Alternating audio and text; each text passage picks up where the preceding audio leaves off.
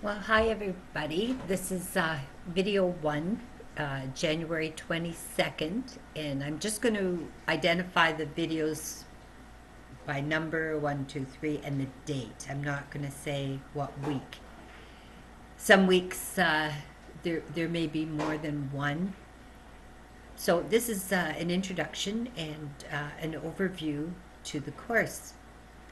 I sent you a syllabus. The front of it looks like this. And the course title is uh, ABTE 8P10 Primary Junior Instructional Strategies. It's part two. So you did part one with Jan in the spring. And I chose the bear as the symbol for a few reasons. It's winter time. I think of bears hibernating. And also, bear is regarded as the teacher and the giver of medicines. Um, I'm thinking of a bear giving birth in its winter den, and it reminds me that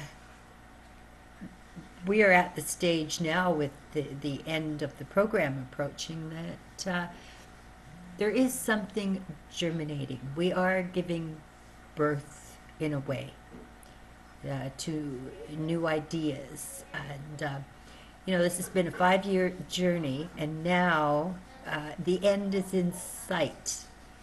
So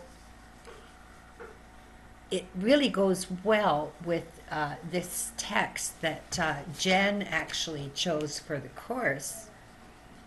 This is all about the big picture of things in education. And when I started reading it, it connects with ideas that we've been talking about all through the courses. You really need to, I think, print this out for yourself. The course outline. Part of because we're dealing so much with the big picture of program things and classroom things as well. It seems to fit really well for me to think of this course outline like a unit plan. Now, I know some of you had trouble making a unit plan. You felt a little lost. Think of it as the big picture. This is my unit plan for the course. And that's why I want you to pay special attention to this outline.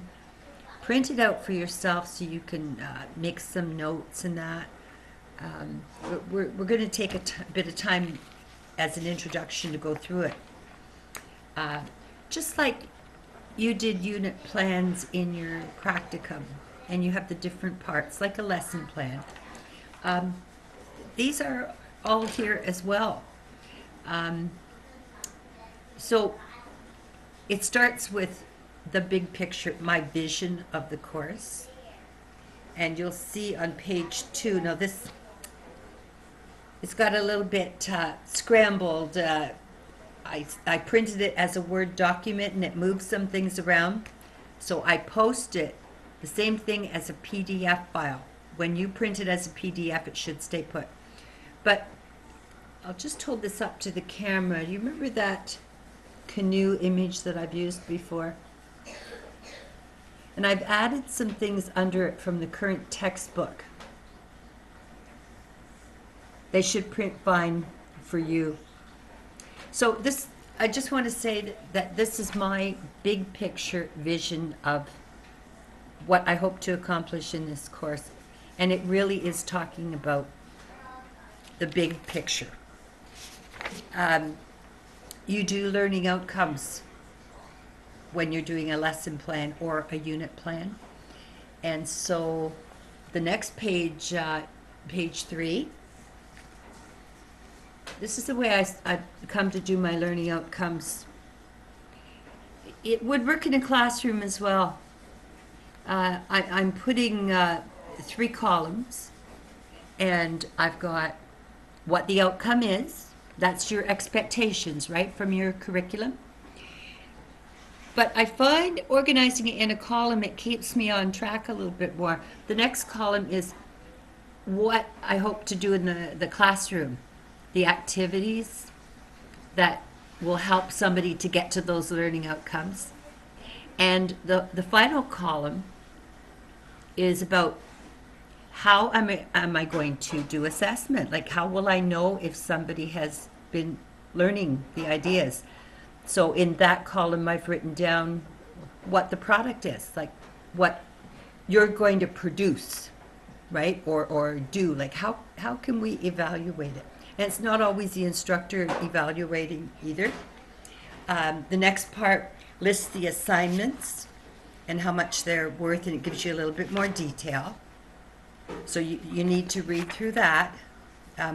Don't ask me what an assignment is about unless you've read this. This should answer most of your questions. It's not that I don't like questions, but I want you to be doing this as much as possible on your own. Just like in your unit plan, now I'm going to list what the lesson topics are for all the different lessons. So the next part on page 6 is topics and readings. Right? And the last thing when you're doing your own lesson plan would be to list resources that you're going to use, materials you're going to use. This is the same thing. A course outline is a unit plan. So on the last page 8, you'll see works cited and further reading. Those are our resources. We would probably be adding some more as we go along as well. So that's just to give you a little bit of a start. Think of this course outline as a unit plan. Okay? So I think that might help you in your last practicum in the spring when you're trying to get your head around what does that mean. Really, it is the big picture. Okay, it's looking at a week or a few weeks at a time instead of just one day, 1 hour of a lesson.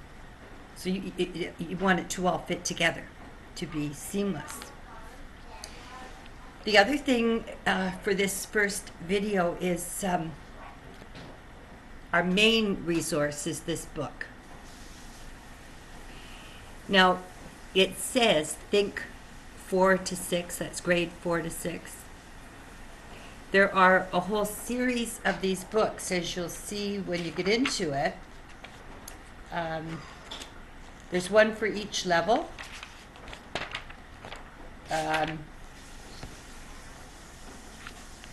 Okay. There's a primary one, junior, intermediate, 7 to 9, grade 7 to 9, kindergarten. I only picked one because we don't have time to read all of these.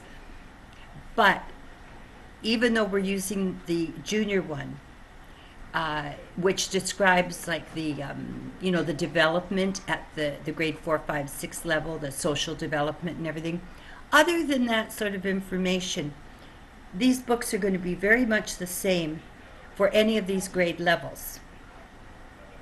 Okay, so even if you teach a junior grade or a primary grade kindergarten or something, this mostly will be very much the same as the book that they gear for kindergarten. We're looking at the big ideas here. So the book is so full of information. I've read through, not every bit of it, but I've read through the first couple chapters, and there is so much. It's like it takes the best ideas from various courses that you've done in the program, and it fits them together to make sense. My camera, there we go. Okay. I only want you to focus on 2 pages to start with. I said if you wanted to get started, go ahead and read chapter 1. But right now, I just want to focus on page 5 in Roman numerals. It's the foreword. Okay? 2 pages. Now, I'd just like to kind of set the scene for you here about where this knowledge fits in, the knowledge in this book, where it fits into the, the timeline of education. It mentions here that a lot of people don't really know much about the history of education. We've talked about that. It talks how in the late 19th century, the late 1800s, when factories started to be built, the Industrial Revolution, the purpose of education was to develop a literate workforce. So everybody could, read the instructions on the wall, get there on time, and standardization was the thing that they were trying to get. Like the factory, everybody's doing a similar job. You standardize, you get everybody so they can read the instructions, and then later on came specialization. So people would learn a particular skill. They would be specialized in that trade, and that worked well for 100 years, a long, long time. That was what we needed. And what this book is offering you is the idea that that isn't enough anymore. And they talk about, fortunately, we've seen much evolution in our society, but nothing more significant than our emerging consciousness of the world around us. Okay? It goes on to say that about 1976, that education was at a crossroads.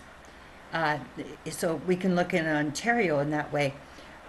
There was a choice to be made, and we could either create graduates who could compete in a global context, or create graduates who were aware of the world they lived in.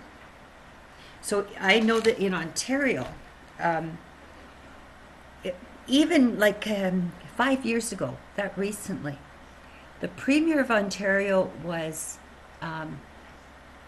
speaking about all the changes in education, that his goal was to have graduates in Ontario who could compete with anybody in the world as far as their skills, that they could compete. What this book is saying is that we're a little bit past that. We need more. We need an awareness of the world that we live in. And it even says that there's this one statement, let me see here. I'll leave that for now. It's on the next page. I'll go on to something else. Research shows that there are certain key factors for success in really successful classrooms. Classrooms that help us to become aware of the world around us. One of those is curiosity. You'll see that I added that to my little canoe model. Curiosity and forming inquiry questions. That means big questions that take you on a journey. Not a question that you can answer yes or no to, but big questions. And that this is a key to success in a classroom in today.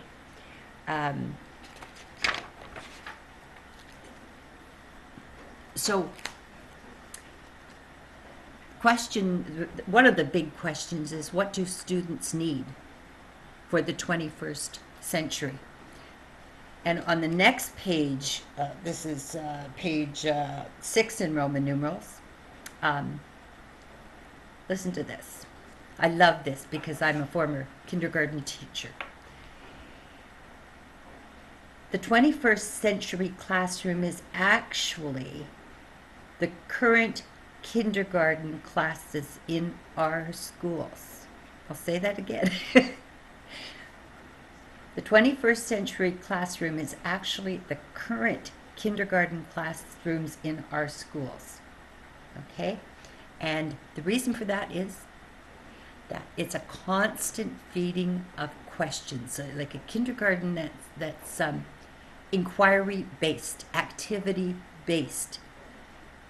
You're encouraging students to ask questions. And there was a book years ago that said the same thing. And this book was written back in the 70s or 80s. And the book was called Everything I Need to Know I Learned in Kindergarten. So this book is saying the same thing. And that as a student goes then to grade 1, grade 2, grade 3, what happens is gradually that excitement about learning, asking questions, finding the answers, it starts to diminish. In fact, it keeps going down till they get to high school, and it's still going down. So that's the opposite direction that we want this to be going. And I'll share an experience with you.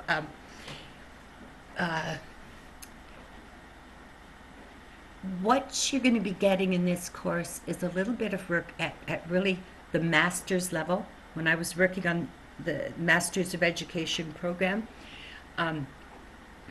one of our instructors, and she was my supervisor as well, I did a few courses with her. And so, she'd give the readings out and everything. And you know what the assignment would be? After you read this, 10-page article or something, what you had to come back with was not an answer to something. You had to come up with a question, a big question.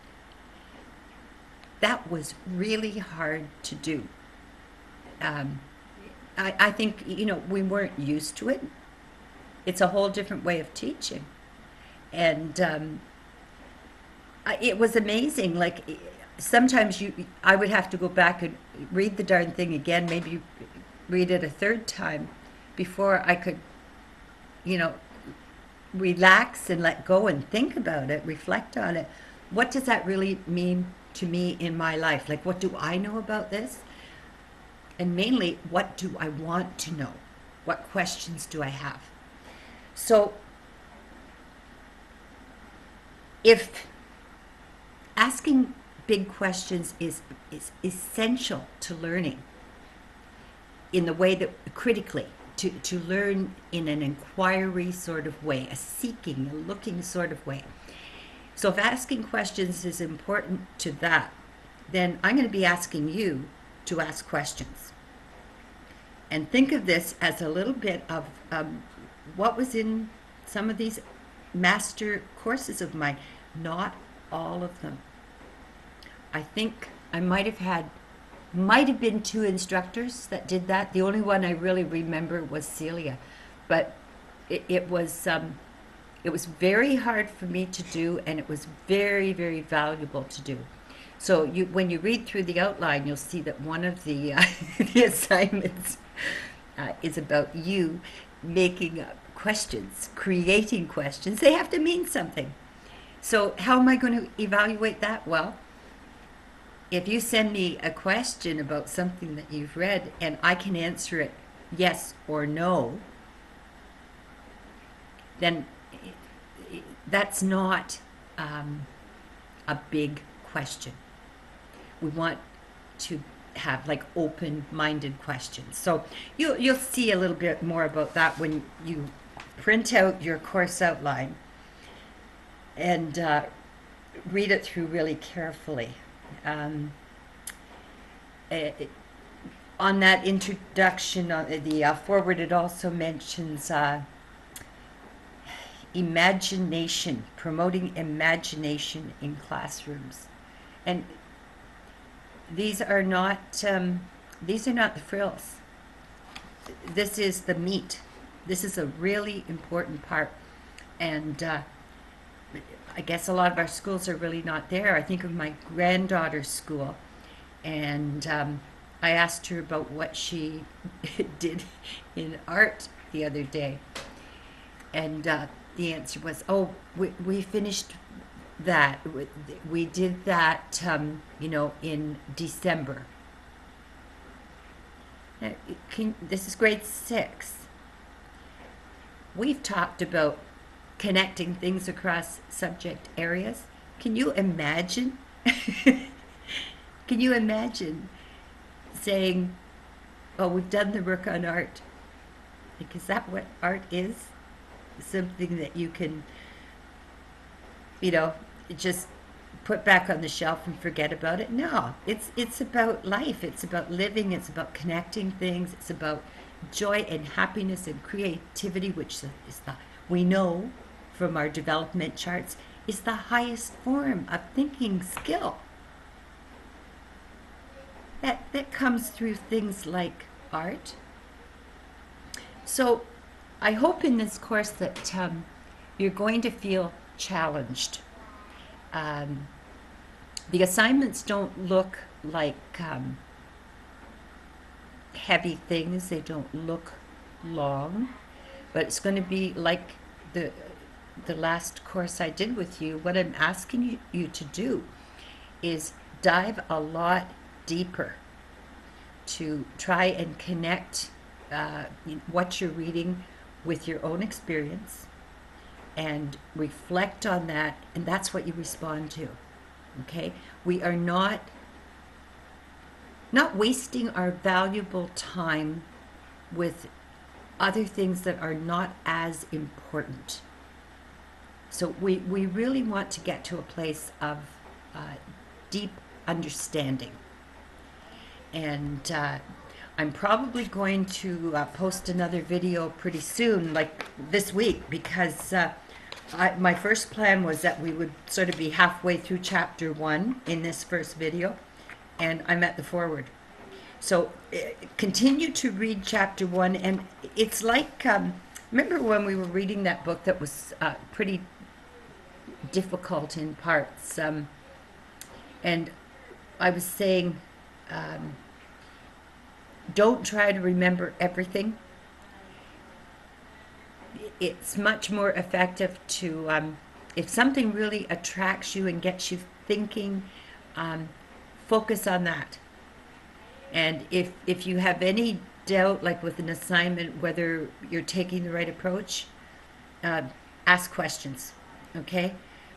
Because I'm probably pretty much always going to say, if this particular thing has attracted your attention, that's where you start, okay?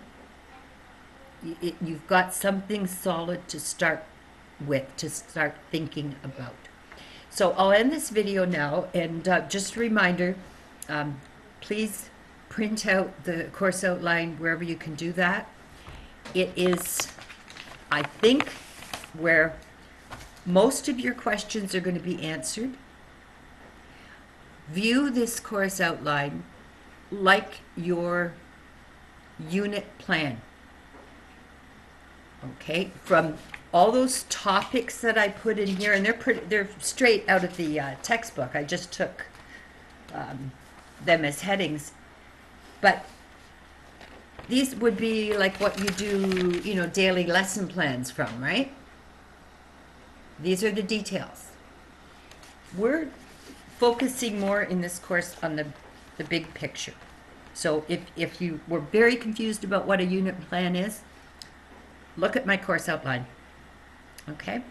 And we'll probably get another video done in the next couple days. So message me if you have any questions that are not answered in the course outline.